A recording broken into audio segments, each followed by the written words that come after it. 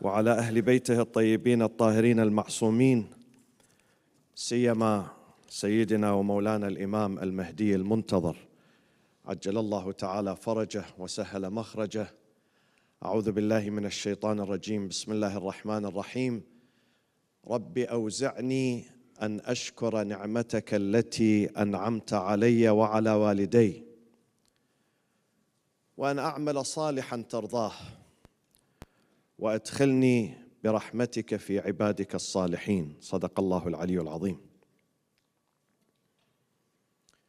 In the midst of the Muslim community here in America, I witnessed a painful story of a Muslim family, practicing family. Their daughters are hijabis. They don't miss any prayers.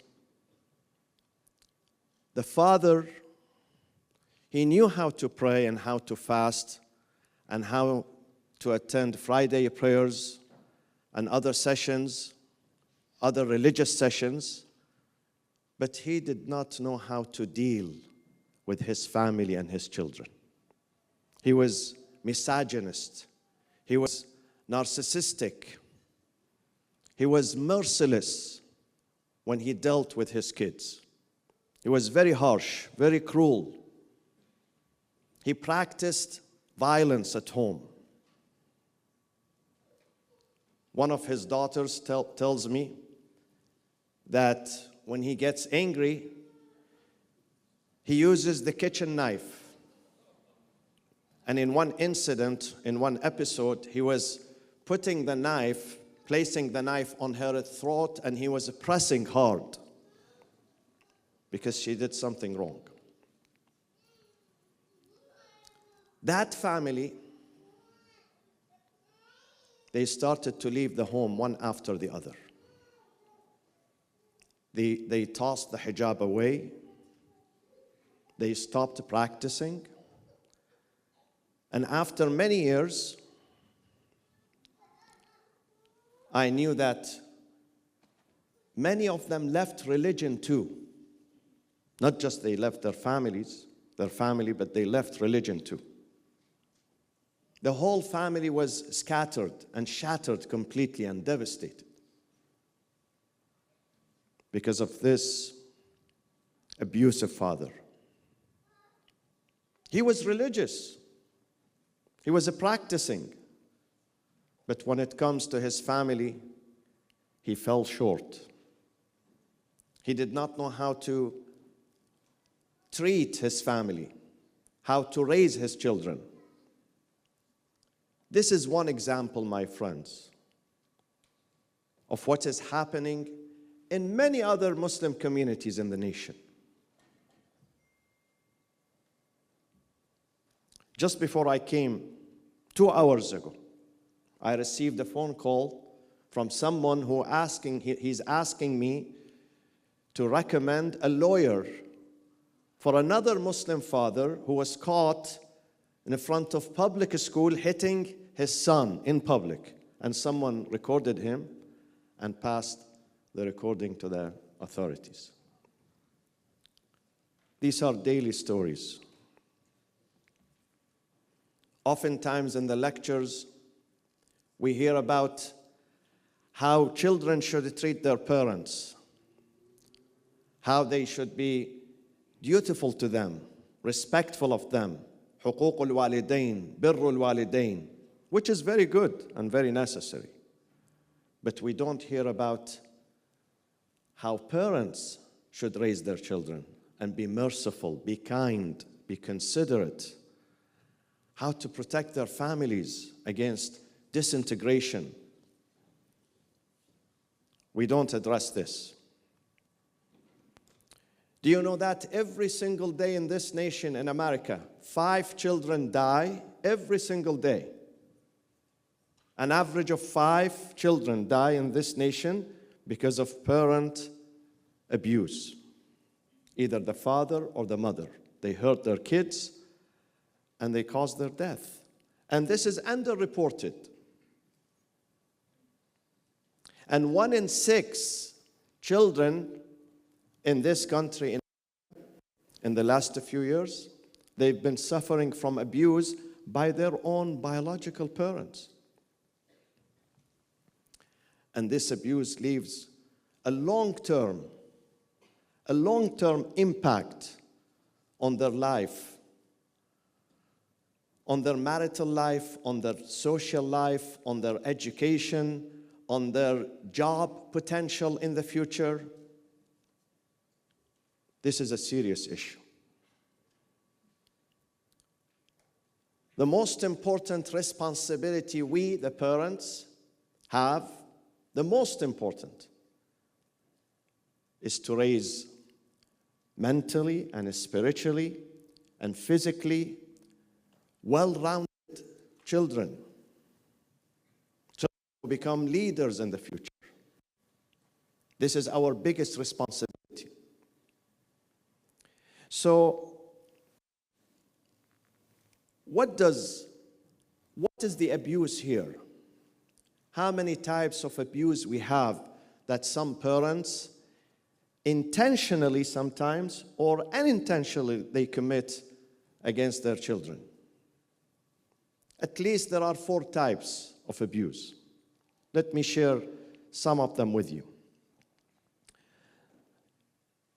The first type of abuse is the physical abuse, physical aggression, that either both or one parent exercise against their children, hitting them, kicking them, shaking them, sometimes in many cases burning them as a discipline. Parents who are narcissistic, they use this method, thinking that they are disciplining, yu'addib, they are disciplining their kids. This is one type. The second type is the sexual abuse. Some parents, they expose their kids to some sexual material sometimes, or sexual activities. And it doesn't have to be from outside the family. Some parents, a simple example of that, they walk naked at home before their kids. This is unacceptable. In fact, we have in the Quran, in chapter 24, Surah An-Nur, 2 verses, they address this specific issue. They address the parents. Be careful of the way you behave in front of your kids at home. Be careful of what you wear. There are 3 times that you have to be extra careful with these 3 times. These are 3 times of a privacy. When you don't have your clothes on, be careful. Your son, your daughter, not to see you, not to come into your room. This is considered, when we violate this, this is also considered a form of sexual abuse. Or sometimes they force, in some countries, including this country here, they force their kids to practice some sexual activities. They are forced by their parents. This is another type of shameful abuse. The third type of abuse is the emotional and the mental abuse. And sometimes the mental abuse is worse than the physical one.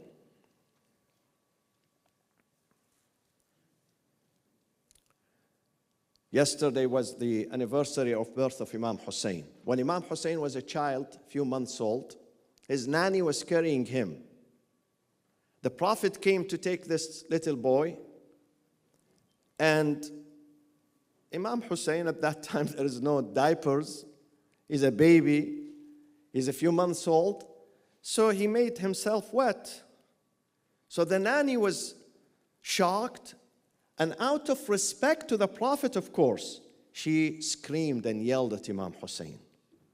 And Imam Hussein was crying.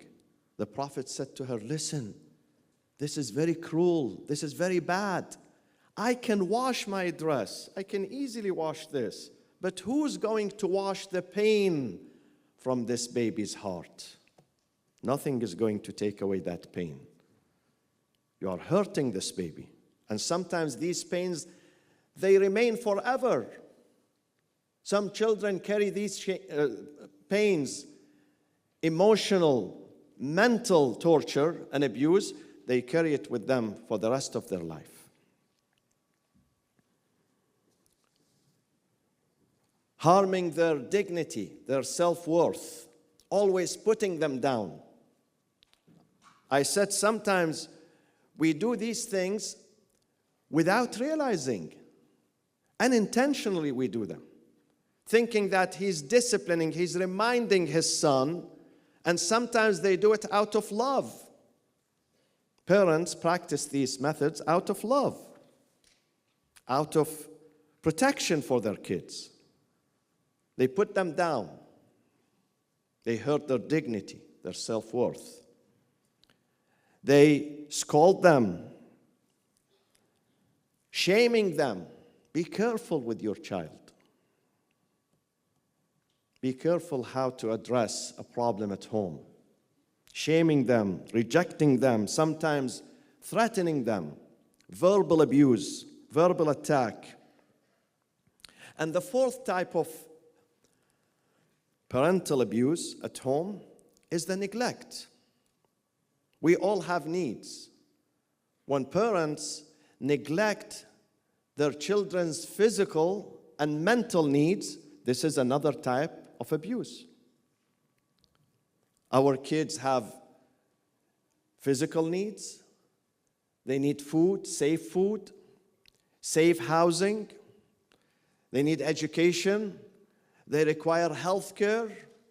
When we don't pay attention to these things, this is neglect. This is negligence. And sometimes they have emotional need. They need affection. They need love. A father and a mother must always express their love to the nearest people to them. And our kids are the nearest. No one is closer to you than your child. If you don't exercise and utilize your love and affection at home, where do you want to use it? Outside the home? Home is the center of love and affection. The Prophet says, when you love a family member, be it your husband, your wife, your son, your daughter, you must express that. Don't remain silent. Express your love. Affirm your love. Remind your partner at home. Remind your son and daughter. Remind them that I love you. You must say that. Don't hide it in your heart. We don't read each other's hearts or sometimes each other's minds. We are waiting for these words of affirmation from our partners, from our parents, that yes, I love you, I care about you. You are the jewel of my life. And the material needs are also important, my friends. You know how many times I witnessed disintegration of many families, divorces taking place in my own community, and I realize the main reason for that is a stinginess. The father does not want to spend, does not want to give. God has given him so much, but he withholds the money from his own children, from his own family. And it results in the disintegration of his family. He thinks he's saving money. A stingy person, he thinks he's saving money. But he's not saving, he's destroying himself.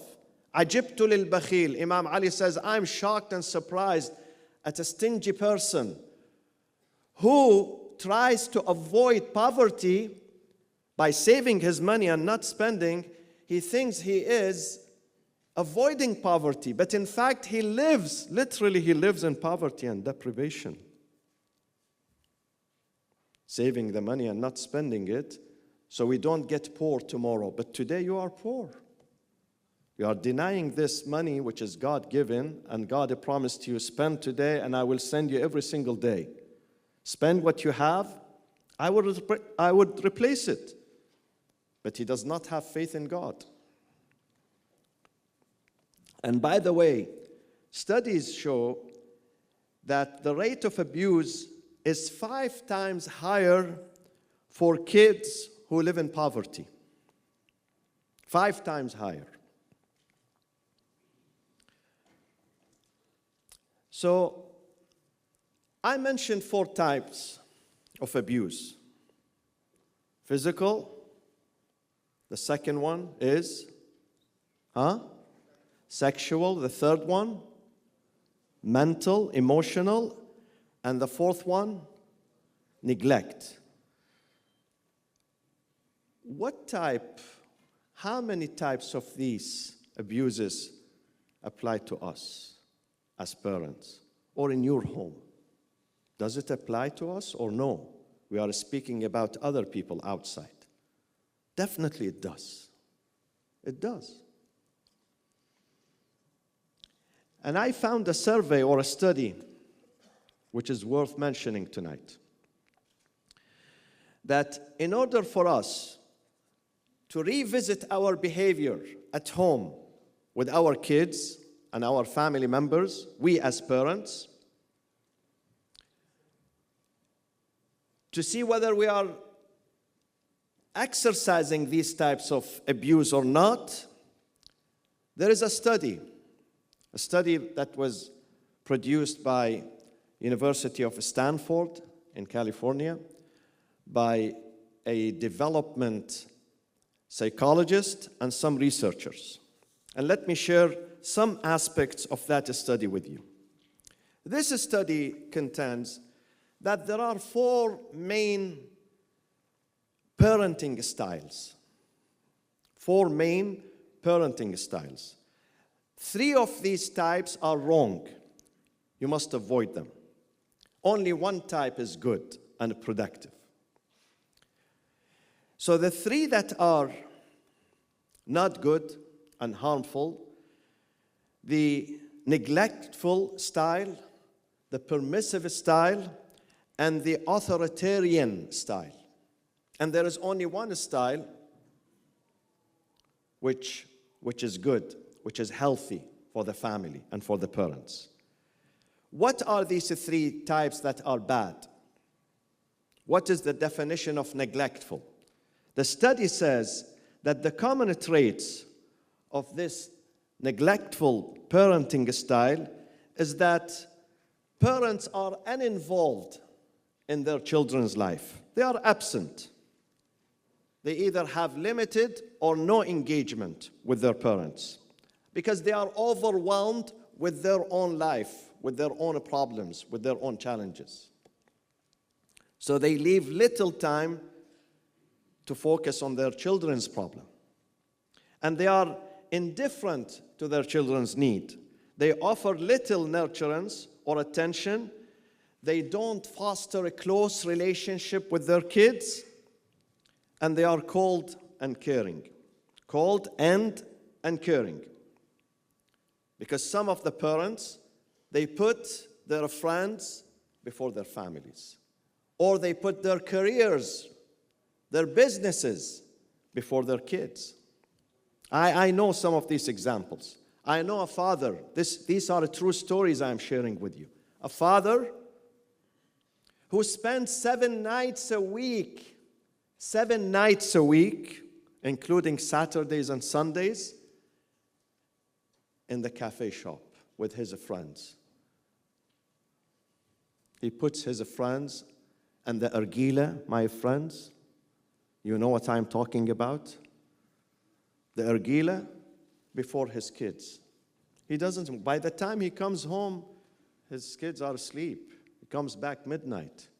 Early morning, the mother has to take kids to school. He doesn't have time to meet, to speak, to see his children. Friends are more important than his children. So this is the neglectful example. And many parents today are neglectful of their duties towards their children. When you ask them, I don't have time, Maulana, I'm working. I'm a breadwinner.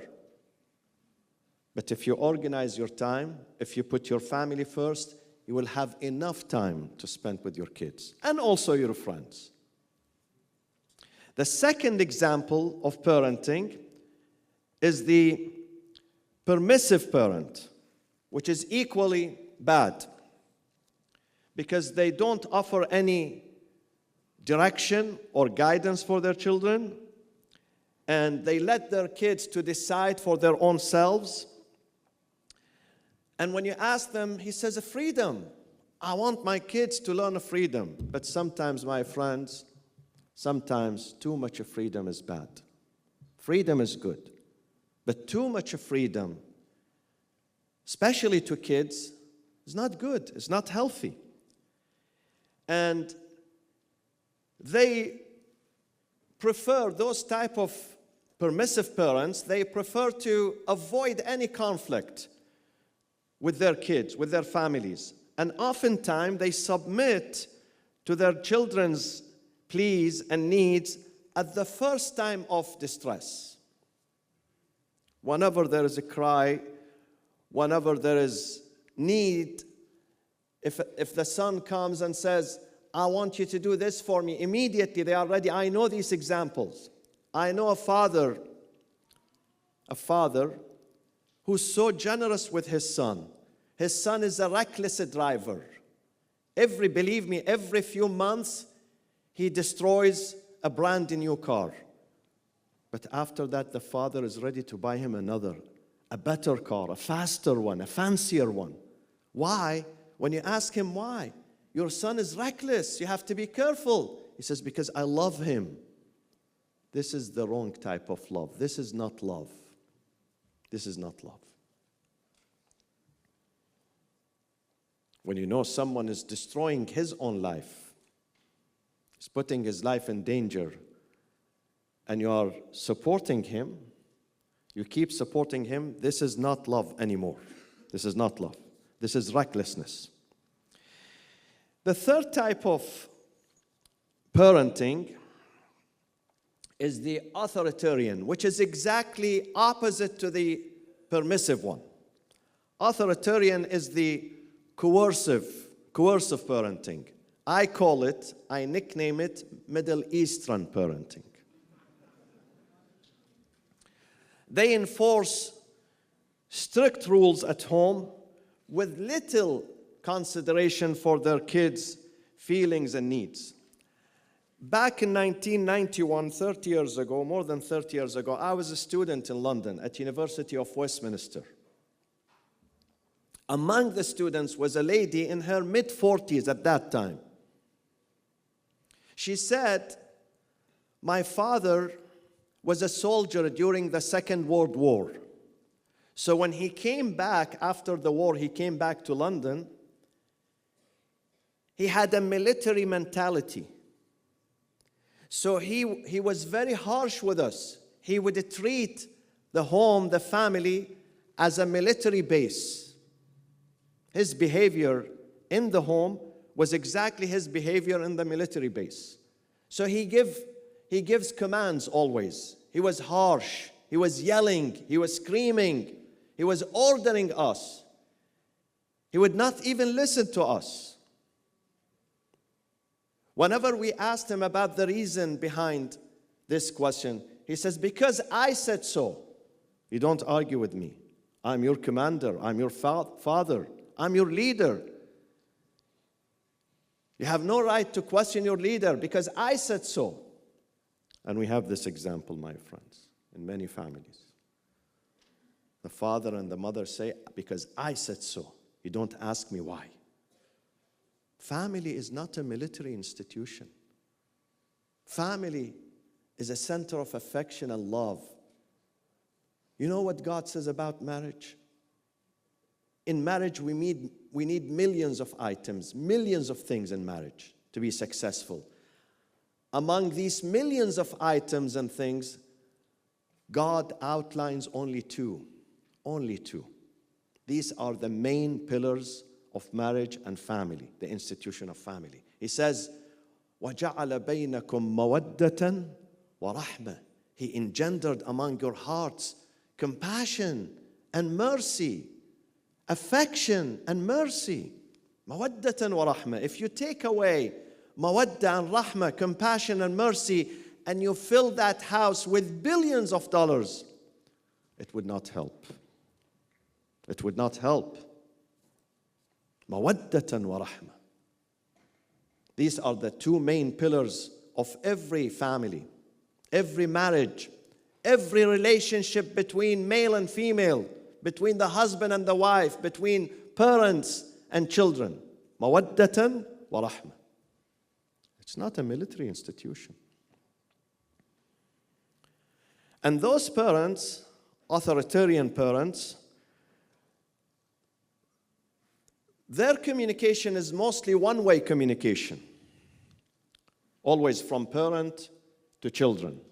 They don't wait for feedback from their kids or any input. They give orders, amr, commands to their families. And this is very dangerous, my friends. This is very dangerous. When two parents,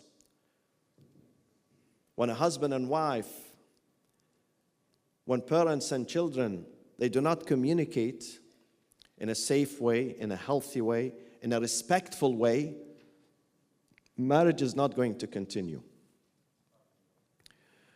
Not only we have to be good speakers, but also we have to be good what? Good listeners too. Listen. Always listen. Listen to what others say. Listen to your children. Spend some time with them. Don't just lecture. Don't just speak and give them an advice. Listen to what they say. They are human beings. They go through challenges in their life. Today, it's not easy to raise a child in this country, in this society. It's not easy. It's the most difficult task. The most difficult task.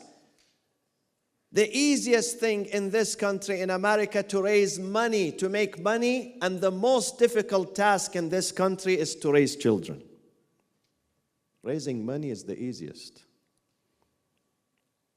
But raising children is not easy. You must be patient. You must listen to your children. Sit with them. Even if they are kids, even if they are 8 years old, 10 years old, listen, pay attention to what they say. Maybe not everything they say is right, but most of it is right. We have to be good listeners too. So this rigid and inflexible parenting style uses very harsh discipline with their kids at home, and they are always in full control. Authoritarian, in full control of the family. And the abuser might twist the facts. A father or a mother who is an abuser, they always try to twist the facts because they are narcissists. And sometimes they gaslight their opponents, making their opponents think that they are the guilty ones. They are the wrong ones. So sometimes the victim, they put the blame on themselves. Why? Because this narcissistic father or mother or husband or wife, they gaslight them. They make them confused. They start doubting themselves. They would say, maybe I am doing something wrong. He's right. My father is right. I am the one who's wrong. So these are 3 types. So repeat after me. The first type, neglectful. Good. Ahsant. The second, permissive. And the third one, authoritarian. So which type is a good parenting style? Which one do you think? What name? None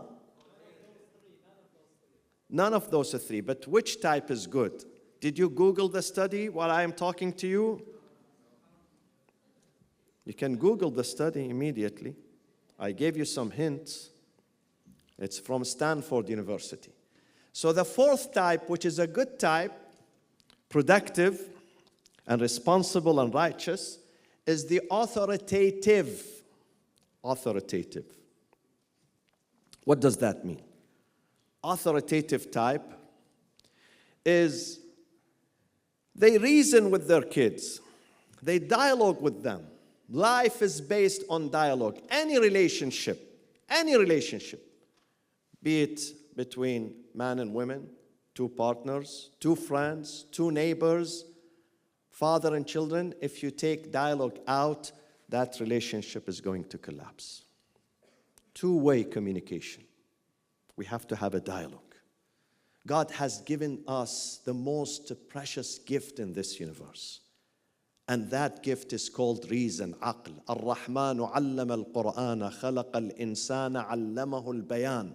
Bayan means intelligent speech, intelligent communication. Use your bayan. Use your brain. If you don't use your reason at home, where are you going to use it? Use it in the market? Where? In the street? You have to use your reason at home with your family. So those people, they incorporate reason. They are very nurturing. They are supportive of their kids. They are often in tune with their needs. And they offer guidance through open and honest discourse to teach them value and reasoning. And then they set the rules and expectations. Family is an institution, my friends. Any institution has to have an organization, rules and regulations. And family is the most important organization. So it does have rules and regulations. And it does have expectations from all sides involved. So they set clear rules and regulations for their kids, while at the same time practicing flexibility and understanding. One of the most beautiful verses in the Quran, in chapter number 2, Surah Al-Baqarah. رَبَّنَا وَلَا تُحَمِّلْنَا مَا لَا طَاقَةَ لَنَا بِهِ. Do not overburden us with something that we cannot carry. You know my capacity. You know my ability. You know my strength. You know my weaknesses. Do not overburden me with something that I cannot deliver. وَلَا تُحَمِّلْنَا مَا لَا طَاقَةَ لَنَا بِهِ. We learn this from God. We should not overload our kids with big responsibilities that they cannot deliver, they cannot bear. We have to be flexible with our children and forgiving and understanding. And they communicate frequently. They listen to their kids and they take into consideration their thoughts, their feelings, their opinions. My friends, I always say, a father is not just a father. He's a father plus what? To his kids. Father and friend. Ahsant. A mother is not just a mother. A mother is a mother, biological mother, a nurturer, and a friend with her kids. Fatherhood and a friendship. Motherhood and a friendship. Parenthood and a friendship. Both hand in hand. We are friends. When we sit with them, yes, they must respect us as parents. They must respect us. And we have to have mercy on them as kids. But at the end of the day, we are friends. We are close to each other. And they allow natural consequences to take place. Kids are not perfect. Every single day, when we wake up in the morning, we face a challenge. Every single day. Every single morning, we have a choice. Either going this way or that way. إِنَّا هَدَيْنَاهُ السَّبِيلِ إِمَّا شَاكِرًا وَإِمَّا كَفُورًا. We have a choice every single morning. And we are human beings. We make mistakes. Sometimes we make poor choices. We are not infallible. Our parents have to be mercy with us. They have to be merciful with us. They have to understand us. So even if we fail one day, it's okay. It's okay to fail. We are a human being. We commit a failure every single day. No one on this earth except the ma'sumin, the infallibles that God chose deliberately to be infallible and sinless, because they have to be role models. We have to have, at the end of the day, we have to have a few people, a handful of people who are role models and perfect. But the rest of mankind, they are not perfect. We are striving. As they say in America, I'm working on myself to be perfect. But sometimes we don't get to that stage. We are not perfect. We have mistakes and failures. But we learn. A smart person who learns from his mistakes or her mistakes. They don't repeat them. So when our kids, they have a failure, we should not get frustrated. Yell at them, oh, you failed the exam, you failed the test, you failed the school, you failed this, you failed. Give them another chance. You know, most of the prophets who came earlier to mankind, if you follow the Quran, most of them, they committed a failure, most of them, beginning with Adam and Eve. قَالَ رَبَّنَا ظَلَمْنَا أَنفُسَنَا فَاغْفِرْ لَنَا.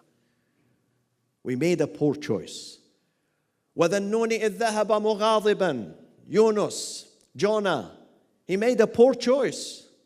مغاضبا فظن أن لن نقدر عليه فنادى في الظلمات أن لا إله إلا أنت سبحانك إني كنت من الظالمين. Many of them, they are human beings. But we learn. We have to make a vow after this failure and this poor choice and this mistake and this sin. We must make a vow that I'm not going to repeat this again. And this is the message we pass to our children. They are not perfect. We have to encourage them always. So tonight, my friends, how many of you here, with a show of a hand, is a father or a mother, parent in this audience? If I can see you, you know. MashaAllah. Maybe half? Half? Alhamdulillah. How many has two wives here? Be honest. So if you go home tonight, take these 4 models with you. Before you fall asleep, take these 4 models and see honestly. Think to yourself. You don't have to share it with anyone. Share it with your own self. Be frank and open and honest with your own self and see which type of these 4 styles apply to you. Are you neglectful? Are you permissive? Are you authoritarian? Or, hopefully, inshallah, you are authoritative. Which one? Definitely, some of these models apply to us. It does apply to us. And we have to be very open and frank. And this is why we are having these sessions. These sessions are not just for entertainment. These sessions are educational. We learn. The speaker learns and the listeners learn from this. So let's go now to the end. How many minutes I have left? Another hour, inshallah. Said Ahmed. 5 minutes? Be generous with me. 5 hours of flight from California. Give me more time.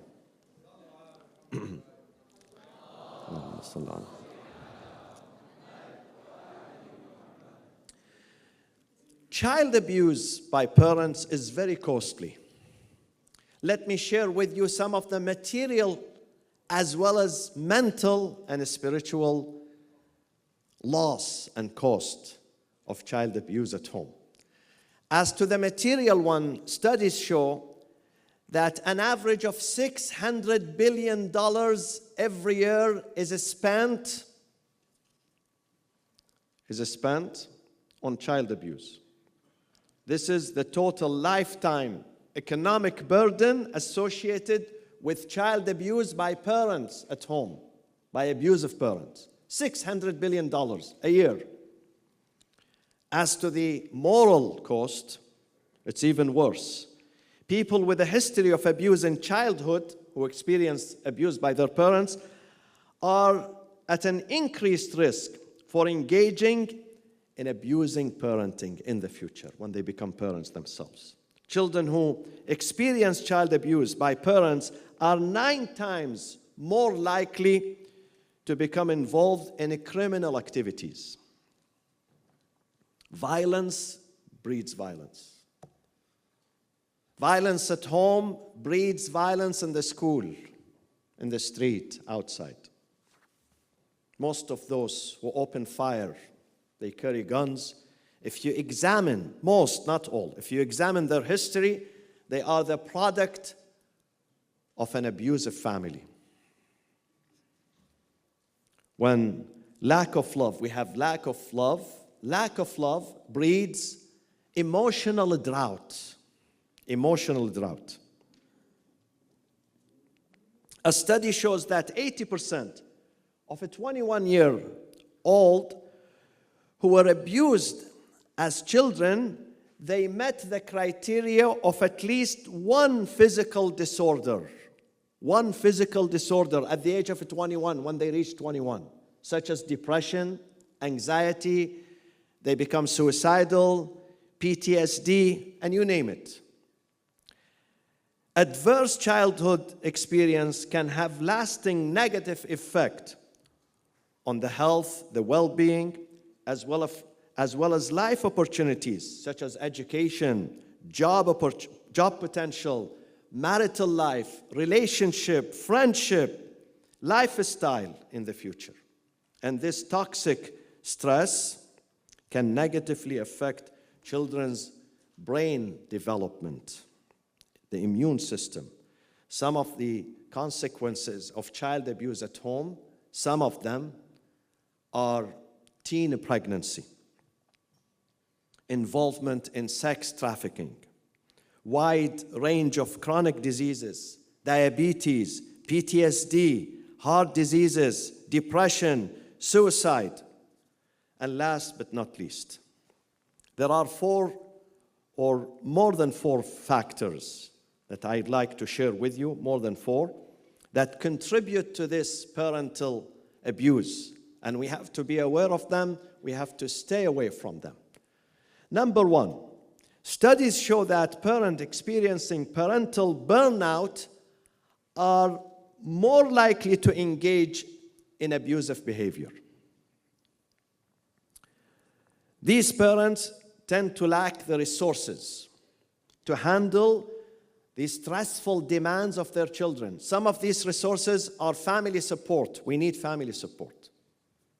My advice, my humble advice, don't disconnect with your family. Don't disconnect with your parents, even when you get married. You need your mother. You need your father. You need your siblings. You need your extended family member. Family support cannot be replaced by anything. When you have your family standing with you, counseling you, helping you out, they will take away some of this burden from you. Second is poverty. Poverty also. This is why Islam does not like poverty. Imam Ali alayhi salam says, Al-Faqr yukhrisu al-fatina an hujjatih. Poverty and deprivation strips even the smartest person out of his mind.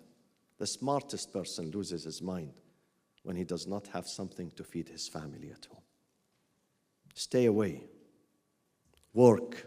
Don't be lazy. Produce. Be a producer. Don't be only a consumer. Even if at a young age, even if you have the most generous parents and they supply you with unlimited amount of money, you have to produce money yourself. And then the greater number of children in the household. It is a blessing, yes. More children are a blessing, but sometimes they are a burden too. And when the Prophet says, "Tanakahu, tanasalu," I want you to get married and establish families and raise children, so I'm going to be proud before my Lord on the day of judgment because of you. فَإِنِّي أُبَاهِي بِكُمُ الْأُمَمِ. He was speaking about quality children, not only quantity children. Quality, raise a quality.